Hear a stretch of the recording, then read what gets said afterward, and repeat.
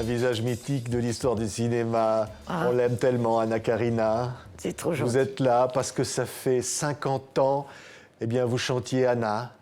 50 C'est ans. Serge Gainsbourg qui avait écrit ça. C'est votre prénom qui portait cette comédie musicale. Oui. Diffusée pour la première fois le 13 janvier 67 sur la première chaîne de l'ORTF. Vous vous en rappelez? Ah, mais je me rappelle très bien quand on a fait la comédie musicale avec Serge. Et faire une comédie musicale, pour moi, c'était absolument extraordinaire. C'était tout ce que j'aimais, quoi. Je veux dire, parce que depuis toute petite, je chante et danse. Oui. Et un jour, il vous a parlé de je ça. n'ai jamais compris pourquoi, moi.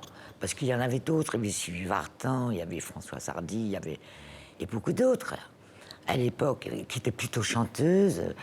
Et moi, bon, c'est vrai que je chantais un peu dans les films, et pas mal comme ça, mais je me suis dit, pourquoi ils en pensaient à moi? Mais c'est génial! Je me dis, mais c'est génial! Oui, et vous rencontrez Serge Gainsbourg, vous vous rappelez de ça?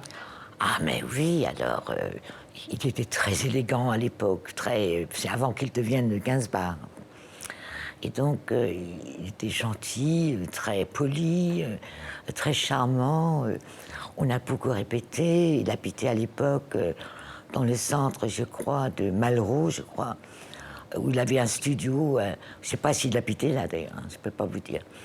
Mais on a beaucoup répété dans ce studio. Il y avait un grand piano, à queue, d'ailleurs.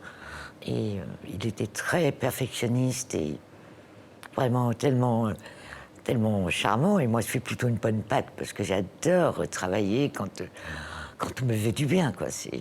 Oui, vous l'avez inspiré. On va entendre cette chanson, évidemment, qui a marqué l'histoire, Sous le soleil exactement. C'est mythique de chanter comme vous chantez ce jour-là. Du Capricorne ou du Cancer. Depuis j'ai oublié lequel. Sous le soleil exactement. Pas à Il fallait côté. pousser la note, là, hein, Anna. Oh là là là là là là. Il m'a fait travailler. Oui. Et j'adorais ça. Et il était gentil avec vous? Mais il était adorable. On n'arrêtait pas de rire. On allait, après les répétitions, où c'était très sérieux, attention, très sérieux, on allait juste en face, où il y avait un restaurant, on pouvait boire du vin rouge et manger des fromages. Voilà, c'était spécialisé dans les fromages et le vin rouge. Alors, on mangeait des fromages, on buvait du vin rouge, et puis on parlait verlan. À l'envers, Il quoi. parlait verlan déjà. Ah, oui, on disait des trucs exprès pour énerver les gens parfois. Au lieu de dire combien aux garçons, on disait bien con, des trucs comme ça. Des trucs complètement. C'est tellement. On était des enfants, quoi. Oui, et c'était un enfant.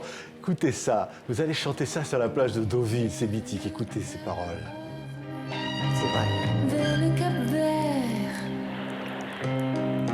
Était-ce sur un archipel sous le soleil exactement. 50 ans après, Anna Karina. 50 ans après, c'est devenu mythique. Mais écoutez, c'était dernièrement aux États-Unis, là. Il y avait des gosses qui avaient justement le 33 tours, là. Oui, regardez, Que vous il est avez là, à la le main, 33 là. tours de l'époque, oui.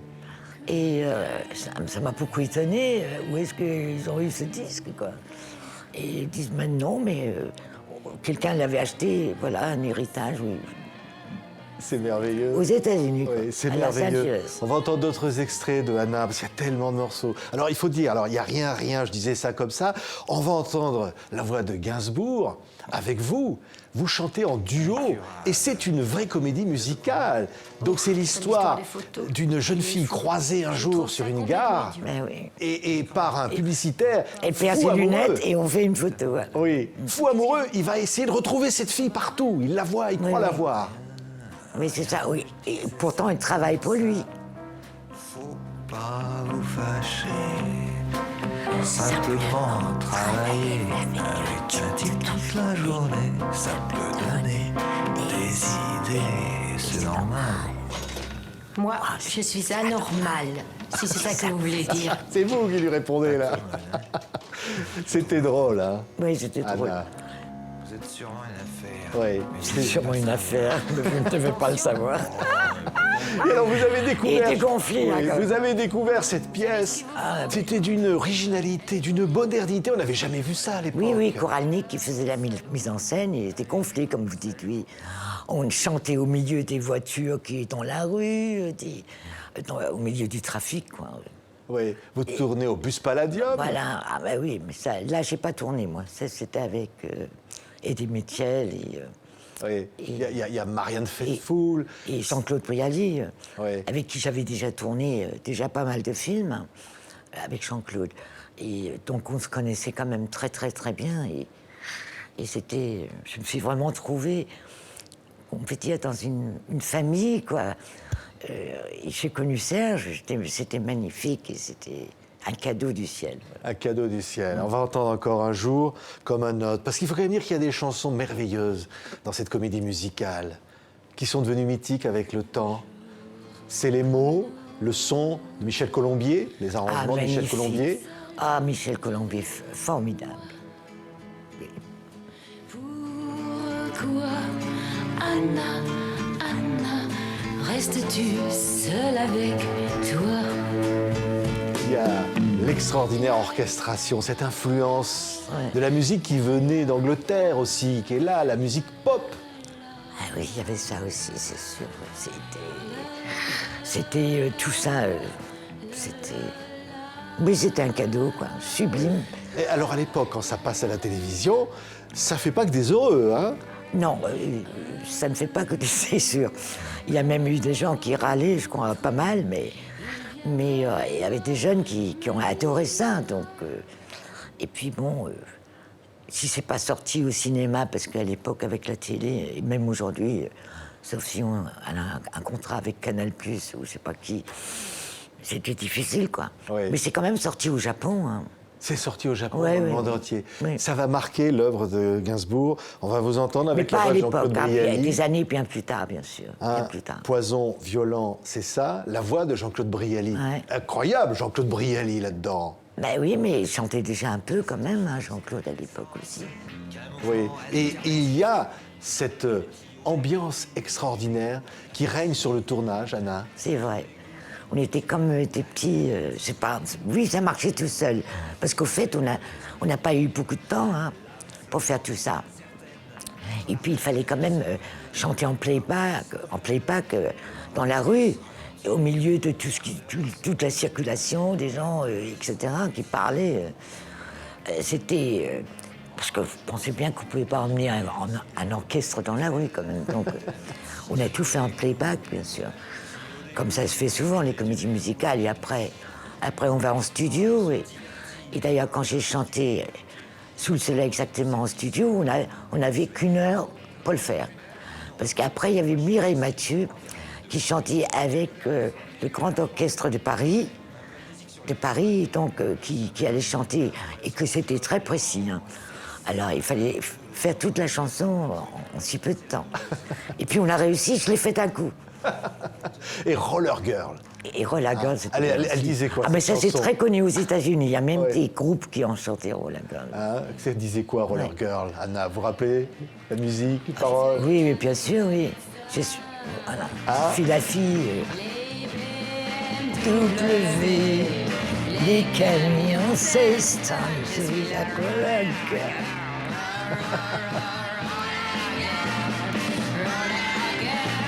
C'est ça. Là, on sent que vous vous amusez bien. Hein, Ah oui, quand vous dites « je suis la Roller Girl », comment vous le disiez? Roller Girl. Roller Girl. Je suis la Roller Girl. Et ne dis rien. Et ne dis Ça, rien. il y a Gainsbourg qui chante Oui. avec vous. Que j'ai chanté avec Serge aussi. Ouais. Il y avait une grande tendresse entre vous deux, finalement. Ah oui, tout à fait, oui. Vraiment, vraiment, on était vraiment copains et très proches, quoi. Ouais. Cette proximité, c'était quoi? Une amitié amoureuse? C'était quoi? Non, pas vraiment quand même, parce que parce que, je ne sais pas, moi, en même temps, ça m'aurait fait peur, je veux dire, parce que Serge était quand même quelqu'un de très, comment dirais-je, très... Enfin, c'est quelqu'un qui est quand même très, très fort, quoi. Une forte personnalité, quoi. Ouais. Ça vous aurait fiché la trouille? Mais oui, j'ai sorti quand même, à l'époque, d'un mariage avec Jean-Luc Godard, et qui était quand même était une histoire d'amour aussi très, très, très, très, très puissante, quoi. Donc vous n'avez pas osé, alors? Oui, en quelque sorte, mais peut-être lui non plus, hein, je n'en sais rien, mais en tous les cas, on s'adorait. Écoutez. N'aie pas peur, ne crains rien de moi.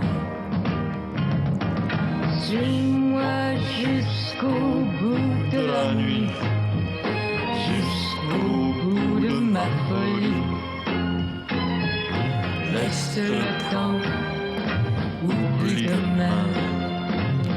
On aura envie de l'écouter encore et encore. Hein. Parce que cette histoire-là, Anna, c'est vous, Anna Karina, qui débarquez un jour à l'âge de 17 ans à Paris, Oui, du Danemark. c'est vrai, Vous du vous Danemark. appeliez Grand Nord. Anne-Karine Bayer. Anne-Karine Bayer, c'était mon Oui, nom. et vous rêviez, vous étiez mannequin, vous faisiez des pubs déjà, vous rêviez Bah, de faire du cinéma. Très peu au départ, quand même.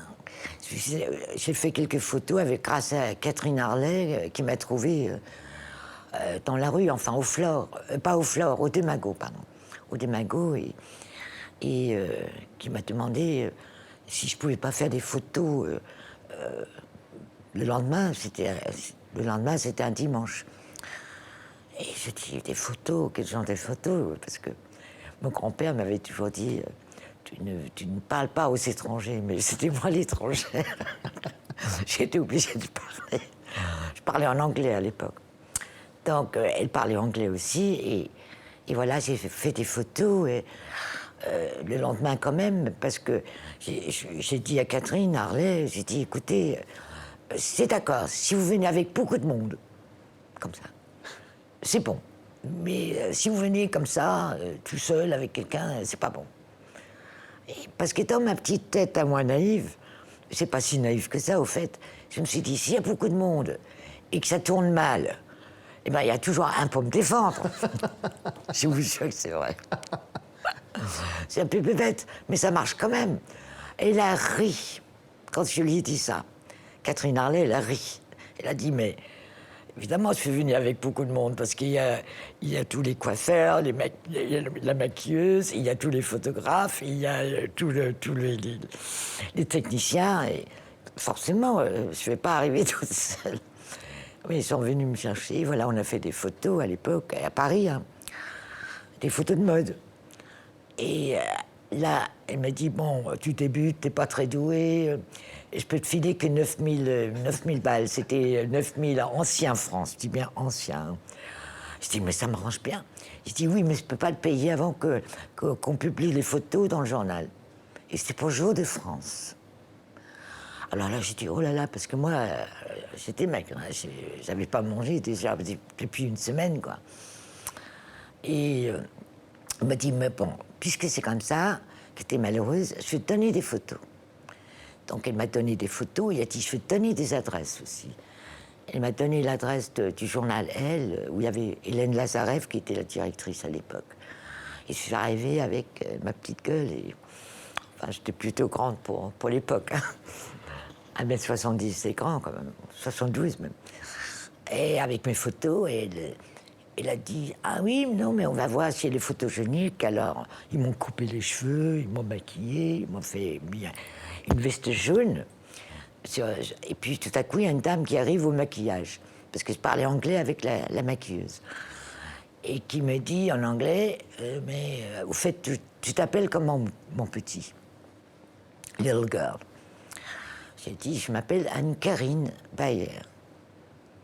Alors elle réfléchit, j'ai dit, mais je viens t'entendre que tu veux être comédienne, parce que je l'avais dit à la maquilleuse que je voulais absolument travailler le français pour devenir comédienne. J'ai dit, oui, c'est vrai. Elle me dit, bon, mais écoute, dans ce cas-là, c'est Anne-Karine Bayer, c'est pas bon, tu t'appelleras Anna Karina. Ah. Sur un ton autoritaire. C'est vrai. Avec un grand chapeau, un Vous cigarette. ne saviez pas qui c'était du tout. Non. Et puis, et je dis, ça sonne très bien, madame, merci beaucoup. Anna Karina, ça me plaît. Mais avec un K.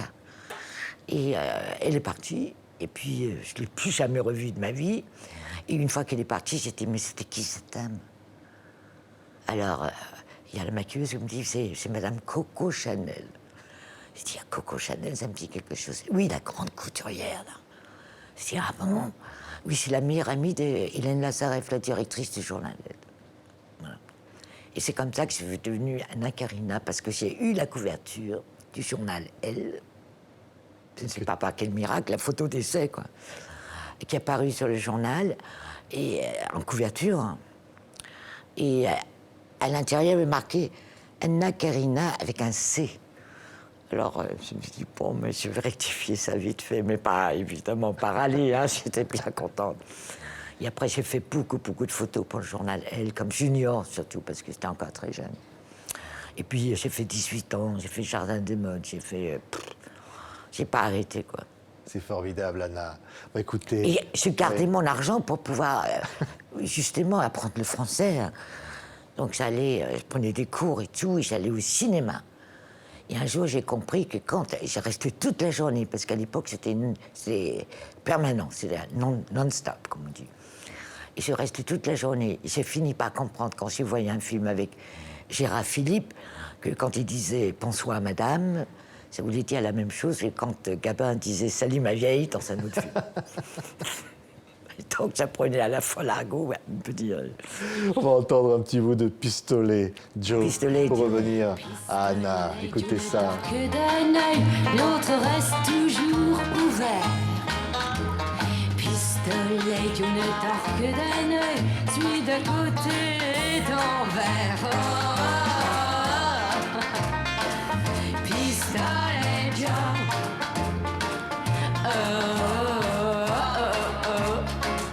Pistolet, Joe. Et on entend les coups de feu. Ça, c'est du Gainsbourg. Alors, pour continuer l'histoire, un jour, il y a un réalisateur qui va découvrir ces photos. C'est Godard. Ben, c'est-à-dire, j'ai aussi fait des films publicitaires. J'étais la Coca-Cola Girl pour les Anglais, pour la dentifrice, c'était pour les Allemands, et en France, c'était pour Montsavon et Palmolive. Mais comme j'étais mineure, parce qu'il fallait avoir 21 ans, je signais jamais rien, puisque je ne pouvais pas signer vu que c'était mineur. Et donc, j'ai fait à la fois Palmolive et Montsavon. Mais au fait, moi, pour moi, c'était juste le bon chèque qui rentrait dans la caisse pour poursuivre mes petites études, quoi. Il faut apprendre le français. Et au fait, ça se fait pas, quoi, de faire deux savons, parce que d'un côté des Champs-Élysées, il y avait Montsavon, et de l'autre côté, il y avait Palmolive. Et C'était évidemment, toujours ils n'étaient pas contents. Je les comprends d'ailleurs. Mais c'était mineur, et puis ils m'ont jamais demandé de mon identité ou quoi que ce soit. Donc. Oui, et quand je dis que Jean-Luc Godard va vous découvrir... Ah oui, alors là, il a dû voir un des films, c'est pas lequel, et puisque j'ai reçu, à l'époque, on envoyait des télégrammes, voilà, ça se fait plus maintenant. Et voilà, j'ai un télégramme, voulez-vous vous présenter chez Georges de Beauregard, voilà, à son bureau et tout ça, à telle adresse, etc.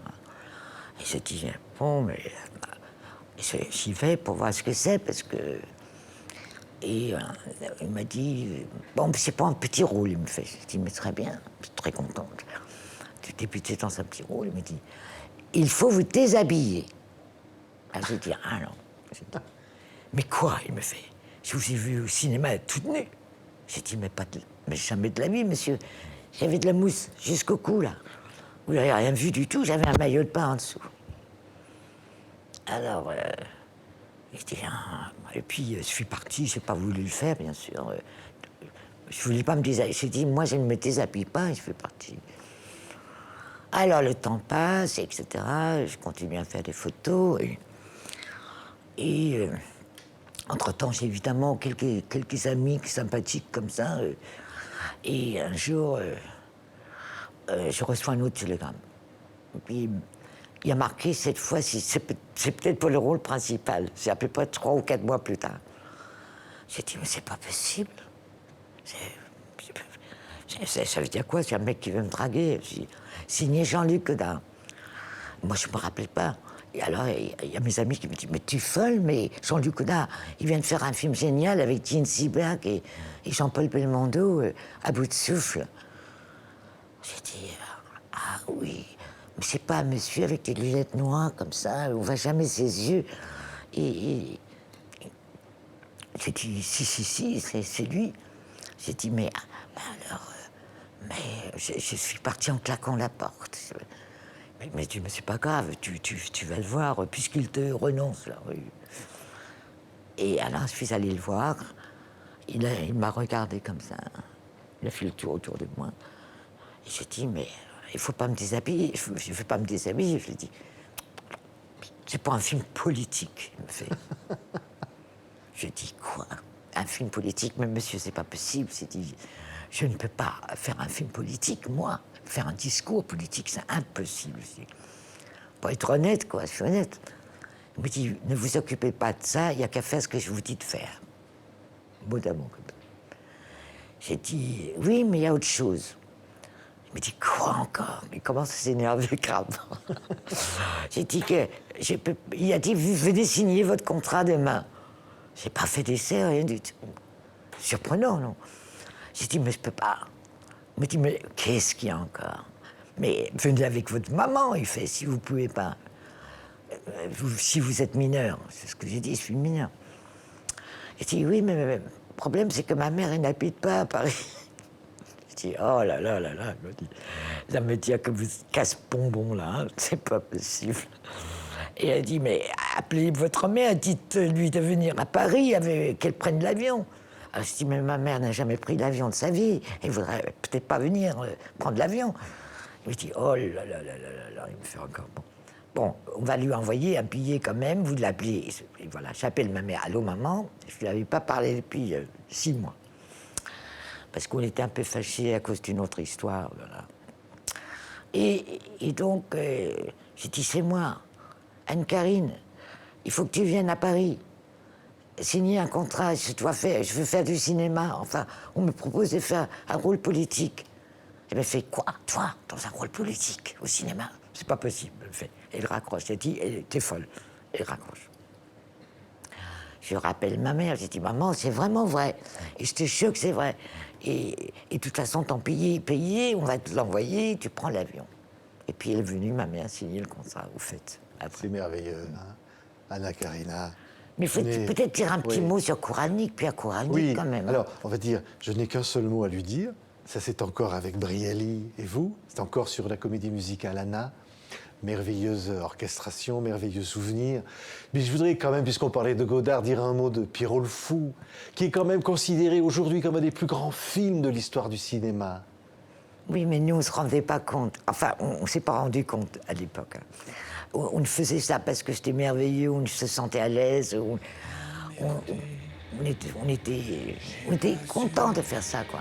Oui. Et on n'a jamais, je me serais imaginé une seconde que ça allait devenir un film culte comme ça pour tous les jeunes, parce que j'ai fait pas mal de festivals dans le monde entier, et je peux vous dire que ce soit en Corée du Sud ou que ce soit à Hollywood, aux États-Unis, c'est que des gens entre 15 et 25 ans qui sont... ils adorent ce film. Oui. C'est quoi? Peut-être que c'est une langue qui leur parle, quelque chose que... Et Belmondo, qui est extraordinaire. Extraordinaire, Jean-Paul, mais j'ai eu une chance extraordinaire de tourner avec des gens aussi fantastiques. Oui. Mais oui. Quel souvenir vous gardez du tournage de Pierrot le Fou? Ah, que du bonheur quand même, hein, que du bonheur. On a tellement rigolé. Il y a Jean-Pierre Mariel qui est arrivé sur le tournage. On tournait à cette époque-là. Hein. C'était, je crois, au printemps. Il est venu parce qu'il y avait moins de touristes. Et il y a toujours moins de touristes au printemps. Et donc, il est venu là-dessus. Les enfants, je crois que vous êtes en train de faire un chef-d'œuvre, il a dit. C'était gentil, non? Et c'était vrai? Ah oui. Et puis il y a De Vos aussi qui joue dans le film. Il était content de faire son numéro. Est-ce que vous m'aimez? Est-ce que vous m'aimez? Oui. Ah, c'est génial quand même. Et alors, et vous chantonnez à un moment. C'est tellement mythique. Ah oui. Je sais pas quoi faire. Oui, qu'est-ce que je peux faire? Je sais pas quoi faire, oui. Mais c'est parce que Jean-Luc me dit, à un moment donné, il me dit, mais écoute, tu marches sur la plage, tu t'ennuies. Voilà. Jean-Paul, il écrit sur le petit, sur le ponton, là. Et toi, tu t'ennuies. Alors, j'ai dit, oui, d'accord. Bon, alors, si je m'ennuie, qu'est-ce que je peux faire? Je vais jeter des cailloux dans la mer, des trucs. Il dit, très bien. Il dit, mais à part ça, qu'est-ce que je peux faire? C'est pas quoi faire. Je lui fais. Il me dit, tu vas dire ça tout le temps. Et c'est venu comme ça. Alors, faites-nous-le, Anna. Qu'est-ce que je peux faire? C'est pas quoi faire. Qu'est-ce que je peux faire? Je sais pas quoi faire. Qu'est-ce que je peux faire? Je sais pas quoi faire. Silence, j'écris. Dit Jean-Paul.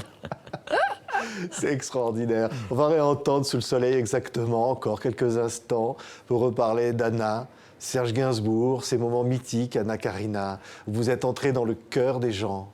Je Ça ne sais vous a pas, touché mais- pour toujours. En tous les cas, moi, les gens, je les adore. Alors, je ne sais pas, j'habite au quartier Saint-Germain-des-Prés, là, et au quartier latin, quoi. Et je connais tout le monde.